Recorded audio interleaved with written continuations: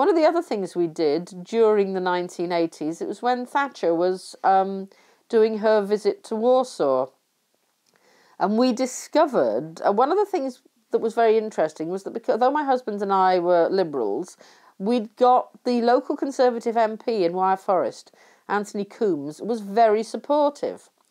We discovered, or he discovered from Central Office, that when she went to Warsaw, Thatcher was not going to make any speech, any mention of human rights.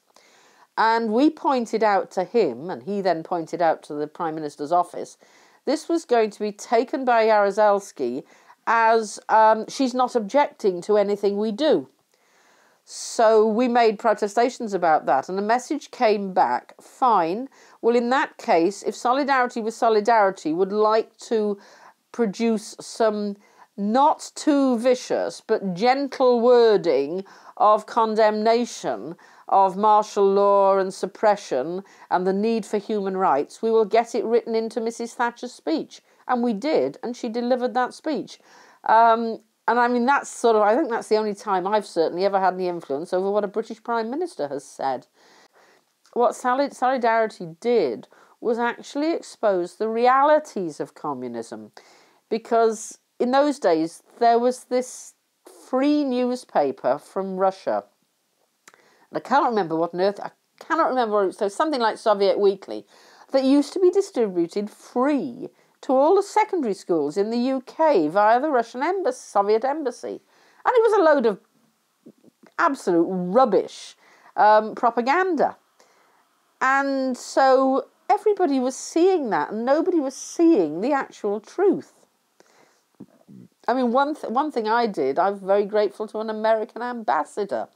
Back at the height of martial law, I was at a Liberal Party conference, and there was a reception by Liberal International for all the visiting international delegates. And, you know, they invited ambassadors, and they came, strangely.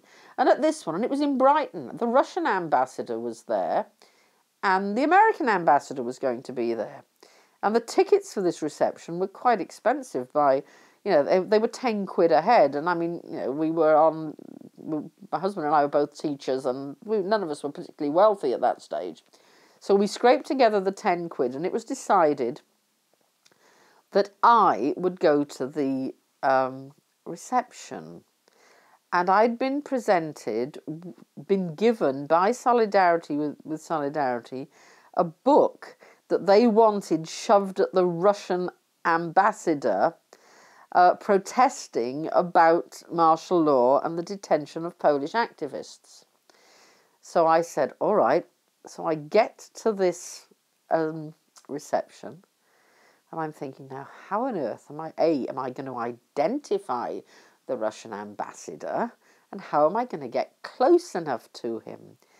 And Simon Hughes and Alec Carlisle, the now Lord Carlisle, who is, of course, Polish by birth, they were both there, and they knew what I was going to do. And Simon said, Fran, I don't know the Russian ambassador, but I know the American ambassador, and he might be up for it.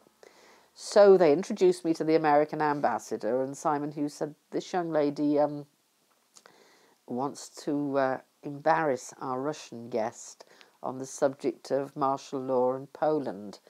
And the American ambassador said, yes, well, how can I help? And I explained, well, I don't actually know who the Russian ambassador is. And even if somebody points him out across the room, I'm not sure how I'm going to get close enough to him. And he said, that's all right, honey. I'll introduce you to the commie bastard. And so he said, get a glass of champagne, kid, and hang on with me. So I got my champagne, and we walked across the room. And we go up to the Russian ambassador, and I can't remember the guy's name, but no, Igor or Ivor. He said, hey, good afternoon, Ivor. And this young lady, Fran Oborski, she's a counsellor, and she's a political activist, and she wants to present you with something. And he just slapped me on the back and said, go for it, girl.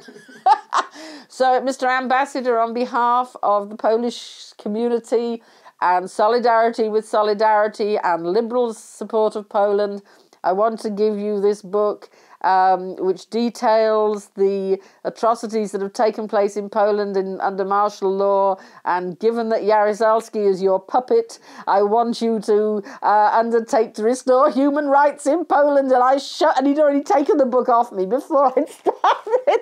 I shoved it at him, turned tail and went, and he looked horrified. Oh, this American ambassador said, "You did it, girl, you embarrassed." Great.